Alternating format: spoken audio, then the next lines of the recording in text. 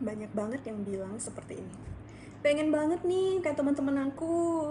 Teman-teman aku punya mobil, punya rumah, dan mereka punya banyak sekali aset.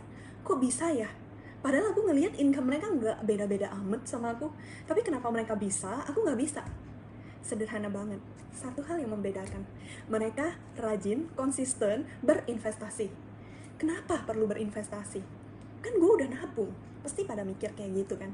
Nah, hal yang paling sederhana adalah bedain nabung di bank dan nabung investasi. Otomatis hasilnya beda banget. Kalau nabung di bank, aku rekomen, pasti wajib. Kenapa? Karena ada dua jenis tabungan yang perlu kita ketahui. Yang pertama adalah tabungan jangka panjang, dan yang satunya lagi adalah tabungan jangka pendek atau tabungan dana darurat. Nah, kalau misalnya uangnya yang kita mau pakai adalah uang jangka pendek, maka kita pakai nabung di bank jangka pendek. Gunanya apa tadi? Dana darurat.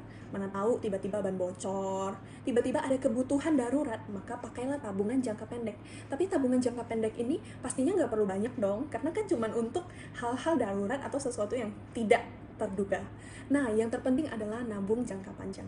Kenapa perlu tabungan jangka panjang? Karena tabungan jangka panjang akan memastikan kehidupan kita di masa depan. Bayangkan, penting banget. Masa depan seperti apa yang kita inginkan terbentuk dari saat ini. Apa yang kita rencanakan, apa yang kita konsisten lakukan dari sekarang. Apa itu? Yang pertama adalah kita perlu nabung investasi saham secara konsisten. Nah, nabung investasi di saham secara konsisten artinya cuma nabung, enggak tarik, nabung, nabung, nabung. Nabung di mana? Supaya aman, aku rekomen pastinya di LQ45 atau yang namanya saham blue chip. Karena saham blue chip itu jalannya lebih jelas, dapatnya lebih pasti, dan pastinya lebih aman karena perusahaan-perusahaan besar yang tergolong dalam LQ45. Nah, selain tabung investasi, tabung apa aja sih? Nah, investasi saham itu banyak pembagiannya. Ada saham BCA, BNI, BRI, Mandiri, dan masih banyak lagi yang aku bakal sharing di sini. Jadi, biar teman-teman juga bisa nabung investasi banyak. Karena nggak penting banget, sekarang kita nikmatin semuanya. Tapi ternyata waktu masa tua itu, we got nothing, ya kan? Jadi kayak harus mikirin siapa yang bakal ngebiayain gua di masa tua. Sementara anak-anak kita juga punya tanggung jawab. Jadi kita nggak mungkin minta mereka untuk ngebiayain kita.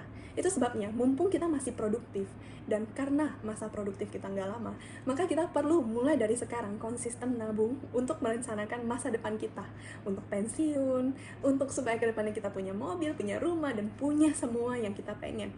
Nah, tujuannya hanya untuk menjaga nilai dari uang kita.